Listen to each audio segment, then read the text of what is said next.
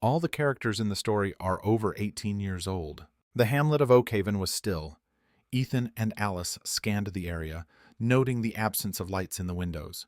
It seemed only Mr. Henderson was home, as always. A striking woman in an oversized parka, her dark curls framing her face, gestured towards the one illuminated house. "Looks like it," Ethan agreed, his eyes adjusting to the dim light as he gently steered the car to the right. "Henderson's place." Alice rapped on the weathered wooden door. A tall, bearded man, perhaps 60, answered. "Oh, hello, Alice. Staying warm?" "Trying to." "You? How much longer will you be here?" "Heading to Bridgewater tomorrow. Can I drop by later? I have some extra supplies, eggs, tinned goods. They won't go to waste. It's hard to say how long this will last. That's why I came to invite you for supper." "I'll be there," he assured her. The cabin was cozy. Ethan had started a fire in the hearth and switched on the radiant floor heating. "It'll be toasty soon," he said. "I rang Daniel. He's on his way, but he's leaving tomorrow too." Alice began organizing the provisions, canned goods, meat, and pasta. "Where's he off to?" she asked. "Bridgewater," Ethan confirmed, but he didn't say why. "Good thing we'll have the place to ourselves, although others might show up later. You never know." As the cabin warmed, Alice shed her parka, remaining in her ski pants and sweater. Ethan added a few logs to the fire and also removed his jacket. Soon, Daniel arrived, placing a wicker basket of eggs and a box of canned goods on the living room table. "I figured you'd bake your own bread, so I brought some flour," Daniel offered, producing a bag from the box. "Thanks, Daniel. Perfect. And one more thing." Daniel pulled a bottle of whiskey from his jacket pocket. "To celebrate." Ethan brightened at the sight of the spirits. Time passed quickly amidst the neighborly camaraderie. It was nearing 10:00 p.m. Alice and her son explained they'd come to Oakhaven to wait out the quarantine, but Daniel mentioned his children were expecting him back in Bridgewater. The whiskey bottle was empty. The neighbors sat around the table, faces flushed, discussing everyday matters. "I was fishing at Miller's Pond today. Ethan, you should try it tomorrow." "Always a good catch there," Daniel suggested. "Thanks, Daniel. I will." "How about the sauna?" "I cleared the ice hole today for a reason." "Sounds wonderful," Alice agreed. "Ethan, where's that ale? Turns out we're well stocked." Daniel looked pleased. "Indeed," Ethan grinned, retrieving a six-pack of dark, robust ale from the cupboard. "Let's do it, then." The bearded man rubbed his hands together. "I'll get it fired up. I'll shout when it's ready." "Great," Alice smiled, beginning to clear the table. Once finished, she retrieved robes for herself and Ethan, and a pair of slippers for each of them. Then she began to undress. Ethan was momentarily surprised by his mother's casualness in his presence. "What are you looking at?" Alice asked, catching her son's gaze. "Did you think I'd steam in my ski pants?" She laughed. "It's just that we haven't done this together before. That's why you're shy. You have your city customs, and we have ours. Here, it's simple. Beauty is what it is. The situation is unusual, and that being the case, you'll see plenty." Alice neatly folded her clothes, donned her robe, and slipped on her slippers. Ethan, feeling self-conscious, carefully placed his clothes on the bed. "Turn around," his mother instructed. Ethan complied. "Now we're even. Otherwise, you've seen me, and I haven't seen you. Is it so shocking to see your son undressed, especially when we're heading to the sauna?" Ethan stood tall, and Alice took in her son's athletic build, his broad shoulders, strong arms, and powerful legs. The door suddenly swung open, and Henderson bustled in. "Ready? What are you waiting for? Let's go." The three of them, clad in robes, walked along the boardwalk towards the sauna, situated near the large ice hole Henderson had cut earlier. Alice and Henderson entered the steam room. "I forgot," Ethan smacked his forehead. "I'll grab the ale." "Absolutely, Ethan. It's practically a requirement." "Can't have a sauna without ale," Henderson chuckled. Ethan returned to the cabin, the frigid wind nipping at him in the darkness. Minutes later, he rejoined them at the sauna, leaving his robe in the changing room. Alice and Henderson were in the midst of a boisterous conversation. Ethan handed a can of ale to his mother and another to Henderson. Henderson, his beard glistening with perspiration, was telling jokes and sharing anecdotes. "All right, folks," Henderson announced, rising. "Time for a cool down." He descended the wooden steps into the icy water, followed by Alice, then Ethan. The shock of the cold was intense, yet invigorating. Ethan stood, feet sinking into the sand, and watched as his mother, submerged up to her neck, emerged onto the boardwalk. Henderson offered her a hand, then playfully pushed her as she laughed, pretending to struggle.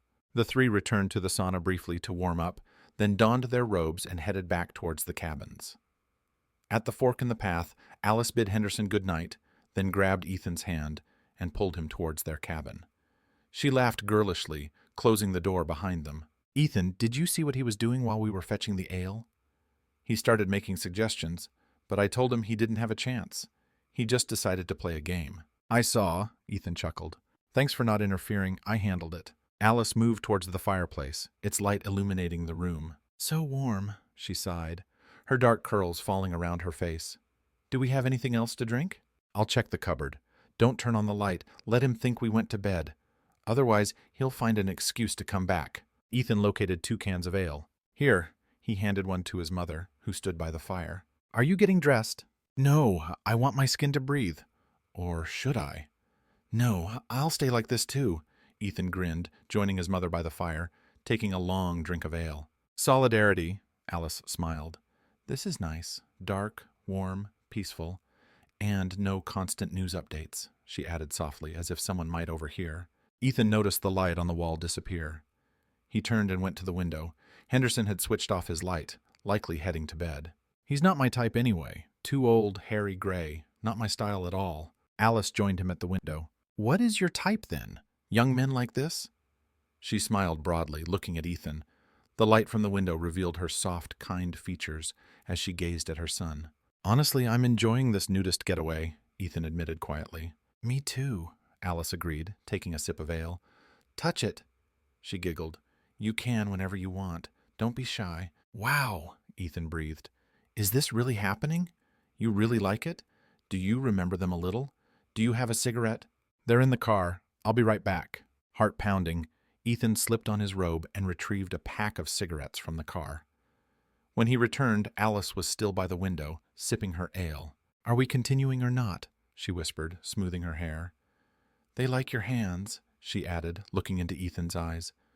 "My sweet boy, caress me." "I couldn't let Henderson have his way with you here. That would be wrong. Truly, it's your decision.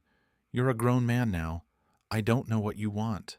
Alice took Ethan's hand and led him towards the fireplace. I definitely like this," she murmured. "Ethan, shh, it's okay," she whispered soothingly. Alice drew her son down beside her. They made love. Later, Alice watched from the window as an old Toyota pulled away from the neighboring cabin. "Rise and shine, sleepyhead." Alice pulled the blanket away. Ethan stretched. "You're a beautiful man, but there's wood to chop, and you promised me a big fish." Ethan smiled and went to wash. Alice and Ethan spent the short winter day busy with chores. Ethan chopped firewood and went fishing, catching a large trout, which Alice promised to cook for dinner. Lunch was instant noodles, coffee, and biscuits, but dinner promised to be a feast. Alice cleaned the cabin, dusted, washed dishes, and aired the bedding. By evening, baked fish, salad, and potatoes graced the table, which mother and son devoured enthusiastically. The sauna was ready. They strolled along the path to the boardwalk, noting the dark windows of the other cabins. Only a small lamp burned in theirs, a beacon in the surrounding darkness. The LED light of the sauna glowed invitingly. Alice and Ethan sat on the hot benches, sipping ale, breathing in the fragrant steam. Sweat beaded on their skin. "Yesterday was easier," Alice remarked. "Blame the whiskey," Ethan replied, having not touched his mother all day. "I think it's time." Alice rose, finished her ale, and stepped out into the frosty night. Ethan followed. After their icy plunge, Ethan offered his mother his hand, and she placed her foot on the steps. "Give me a boost," she requested. Ethan pushed her onto the boardwalk. They returned to the cabin and made love again. Though neighbors continued to visit and occasionally express interest in Alice, their efforts were futile. Ethan smiled and went to wash. Alice and Ethan spent the short winter day busy with chores. Ethan chopped firewood and went fishing, catching a large trout, which Alice promised to cook for dinner. Lunch was instant noodles, coffee, and biscuits, but dinner promised to be a feast. Alice cleaned the cabin, dusted, washed dishes, and aired the bedding. By evening, baked fish, salad, and potatoes graced the table, which mother and son devoured enthusiastically. The sauna was ready. They strolled along the path to the boardwalk, noting the dark windows of the other cabins. Only a small lamp burned in theirs, a beacon in the surrounding darkness. The LED light of the sauna glowed invitingly. Alice and Ethan sat on the hot benches, sipping ale, breathing in the fragrant steam. Sweat beaded on their skin. "Yesterday was easier," Alice remarked. "Blame the whiskey," Ethan replied, having not touched his mother all day. "I think it's time." Alice rose, finished her ale, and stepped out into the frosty night. Ethan followed. After their icy plunge, Ethan offered his mother his hand, and she placed her foot on the steps. "Give me a boost," she requested. Ethan pushed her onto the boardwalk. They returned to the cabin and made love again.